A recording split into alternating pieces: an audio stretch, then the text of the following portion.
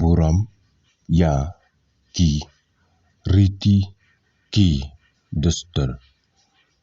Respect the traditions.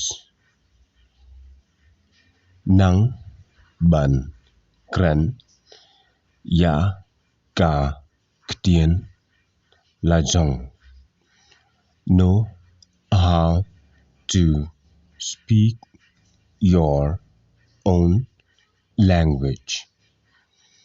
Hikai ya ki wei ru.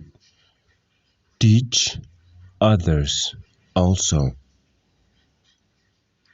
Kania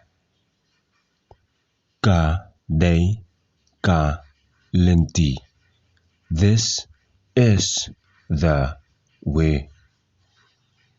Ban pene ya ki rukom jong ni. To preserve our ways. To preserve our ways. Lada pim buram ya ka ktien lajong.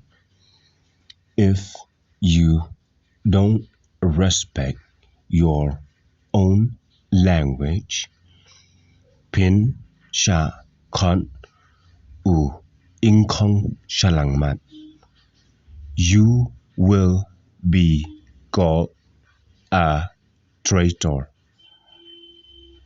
What long u ingkhong shyllangmat. Don't be a traitor.